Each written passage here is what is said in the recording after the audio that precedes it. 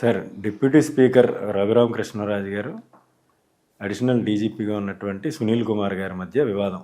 రోజు ఏదో ఒక ఆయన పోస్ట్ పెట్టడం, ఈయన వీడియో కౌంటర్ ఇవ్వడం. దీన్ని బాగా వైరల్ అవుతూ ఉంది. రాజ్యాంగబద్ధమైనటువంటి పోస్టులో ఉన్న రఘురామకృష్ణరాజు గారి మీద సివిల్ సర్వెంట్ అయినటువంటి సునీల్ కుమార్ గారు ఈ విధంగా ప్రవర్తించవచ్చా, ప్రవర్తించకూడదా అనే దాని మీద రకరకాల ప్రచారాలు జరుగుతూ ఉన్నాయి. ఏంటి సార్ మీ విశ్లేషణ ఏంటి? దానికి ఏం చెప్తారు మీరు? మనకు విశ్లేషణ ఏముంటుంది జనరల్గా. ఇప్పుడు సునీల్ కుమార్ గారు అంటే ఈయనకి ఏదో కస్టోడియల్ టార్చర్ పెట్టినటువంటి ఐపీఎస్ ఆఫీసర్ ఏం లేదని అన్నారు. అవునండి. బహుశా జగన్ గారి ఆదేశానుసారం ఆయన ఏదో చేసి ఉండాలి. అవును, సిఐడి చీఫ్ గా ఉన్నారు సార్. చీఫ్ గా ఉన్నారు.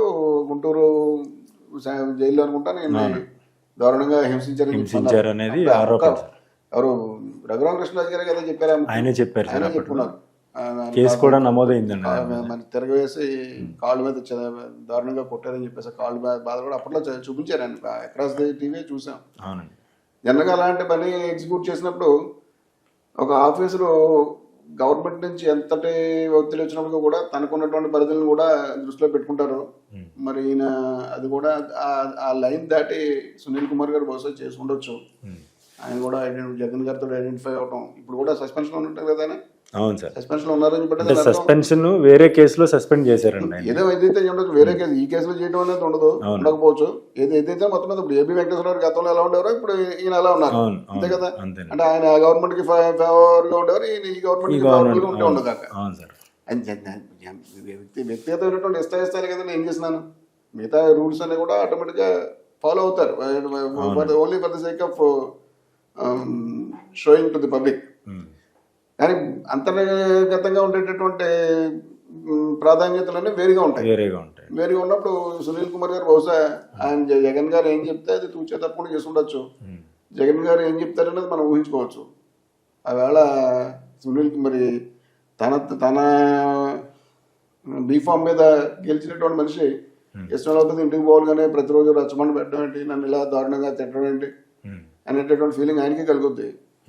ఇవి ఇద్దరు ఒక బాక్సింగ్ రింగ్ లో ఒకడు ఎలా కొడితే తిరిగి దెబ్బతిన్నవాడు తిరిగి అలా కొడతాడు. ఆ కొట్టుకోవడంలో ఎవరికి ఫిస్ట్ ఎక్కువ హిట్ అయిపోతే అలా హిట్ అయిపోయి ఇప్పుడు నిన్న జరిగింది చిన్న యాంటోనీ జాషువా జాక్ పాల్ అని చెప్పేసి చిన్న బౌట్ ఒకటి జరిగింది. ఈ వదిలి కొట్టిన ఆయనకి దీంతో ఈ జాక్ కదిలిపోయిందండి. 2 రోజులు హాస్పిటల్లో ఉన్నాడు ఆయన.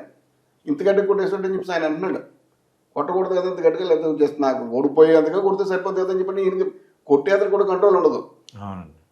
ఈ దెబ్బకు అలా కొట్టకపోతే మళ్ళీ తిరగబడి అతను కానీ కొడితే మళ్ళీ ఇతనికి కానీ ఏమైనా జరిగిందంటే ఇతను నాకౌట్ అయ్యే అవకాశం ఉంటుంది. అంచేత ఛాన్స్ ఎవరు వదలరు.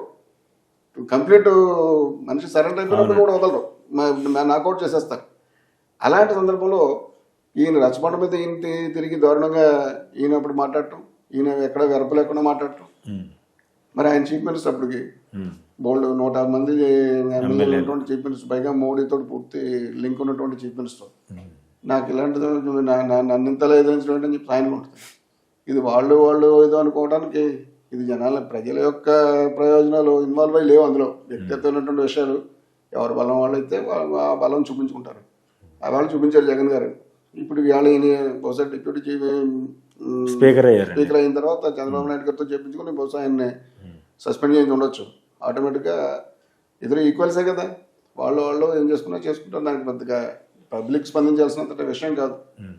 పైగా ఈయనకి 2,000 కోట్ల రూపాయలు ఈ ఆర్థిక నేరాలు ఏవో తీసుకున్నటువంటి లోన్లు ఏదో పవర్ ప్రాజెక్టులు పెడతామని చెప్పేసి కట్టడం, తిరిగి ఒకటి కట్టకపోవడం, సిబిఐ ఎంక్వైరీ జరగడం, సిబిఐ ఎంక్వైరీలో వచ్చినటువంటి స్టే సుప్రీంకోర్టు ఎత్తేయటం, ఇప్పుడు ఏదైనా జరగడానికి ఆస్కారం ఉండడం, ఇది ఒక కొత్త పరిణామం. ఇదే సరిగ్గా టైమ్లీగా జరిగింది. 2 కోఇన్సిడెన్స్ అంటే ఎలా జరిగిందని చెప్పలేం, కానీ అదే టైంకి ఇది వచ్చింది. చేత ఆయనకి కంప్లీట్ మెటీరియల్ ఉంది, ఈయనకి కంప్లీట్ మెటీరియల్ ఉంది.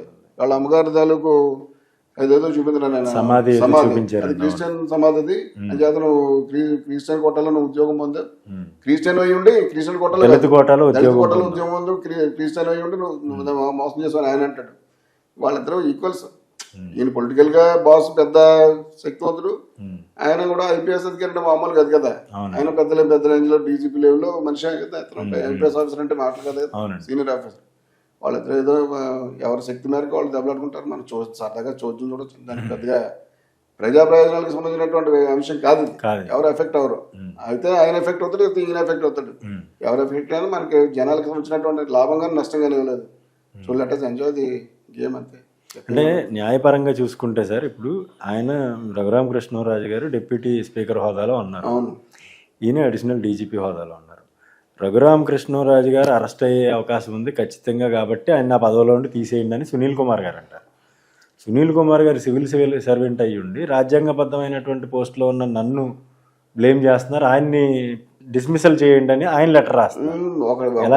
ఆయన ఈయన అన్నారు కాబట్టి ఆయన అన్నారు కాబట్టి ఈయన అనేటువంటి మాట ఇద్దరికి రాదండి, ఎవరో ఒకరికి వస్తుంది ఛాన్స్. ఎంచేదంటే ఇప్పుడు బ్యాంకుల్ని మోసం చేసేటటువంటి 420 చీటింగ్ ఐపీసీ 420 కదా. అవునండి. చీటింగ్ అంటే ఏంటి? నా దగ్గర 1000 రూపాయలు లేకుండా 1000 రూపాయలు నా దగ్గర ఉన్నాయని చెప్పేసి మిమ్మల్ని నమ్మించడం అంటే లేవని సంగతి నాకు తెలుసు. ఇది ఇష్యూ ఇప్పుడు ఇనీషియల్గా ముందు తెలిసి నిజం తెలిసి దాన్ని కప్పిపుచ్చి మోసగించడం అనేటటువంటిది చీటింగ్.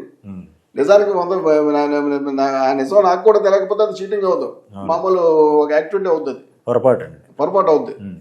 చీటింగ్ వేరు, మిగతా నేరాలు వేరు. చీటింగ్ అనేది చాలా చాలా చాలా హీనమైనటువంటి నేరం అది. ఆ మోసానికి ఎవరు పాల్పడకూడదు. నైతికతకి సంబంధించినటువంటి చీటింగ్. ఇప్పుడు మనిషికి చూడండి, ఇది involving the offence involving the moral turpitude అని ఉంటుంది.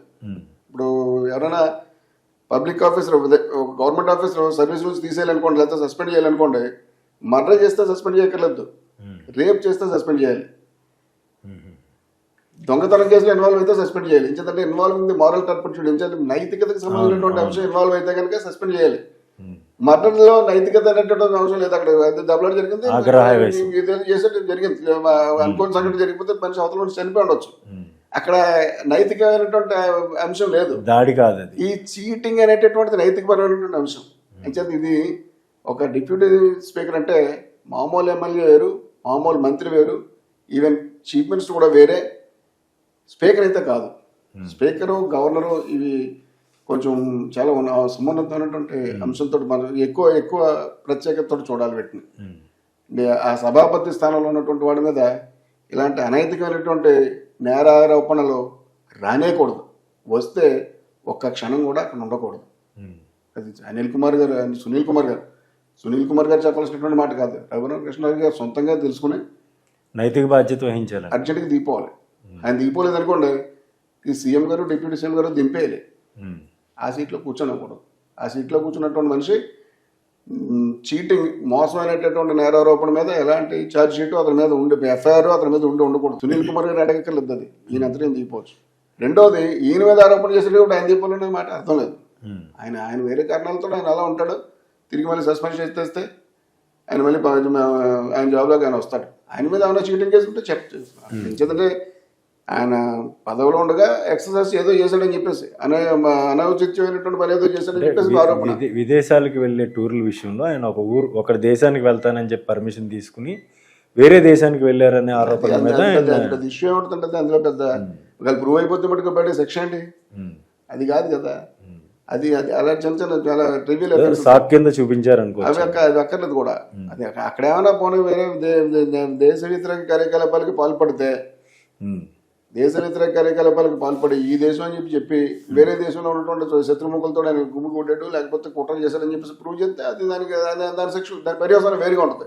అలాంటి వాటిలో ఇన్వాల్వ్ అయితే వేరు తప్ప ఇలాంటి చిన్న ఏదో మామూలు కింద ఆరోపణ చేయాలి కాబట్టి చేసేటటువంటి ఆరోపణల వల్ల పెద్దగా పర్యవసానాలు ఉండవు. సునీల్ కుమార్ ఇందులో అడ్వాంటేజెస్ పొజిషన్లో ఉన్నాడంటే ఈయన మటుకు డిఫెన్స్లో పడ్డారు రఘురామకృష్ణరాజు గారు. అందులో పెద్దగా అయినా వాళ్ళిద్దరూ equals, let them fight with each other. Let us enjoy the fight also. Wait చేసి చూడాల్సిందే. మనకే పని ప్రజా ప్రయోజనాలకు సంబంధించినటువంటి ఇష్యూ కాదు అది. అవునండి, వ్యక్తిగతం, వాళ్ళిద్దరు వ్యక్తిగత వాళ్ళు చేసుకుంటారు. మనకి ఎఫెక్ట్ పబ్లిక్ ఎఫెక్ట్ అవ్వరు కదా, అని మనం పట్టించుకున్నటువంటి పని కాదు. ఈ కంటెంట్ పై మీ కామెంట్ ఖచ్చితంగా తెలియజేయండి, మా ఛానల్ని సబ్స్క్రైబ్ చేయండి, నలుగురికి షేర్ చేయండి. దీని మీద మీ అభిప్రాయం ఏంటో కూడా కామెంట్ రూపంలో తెలియజేయండి.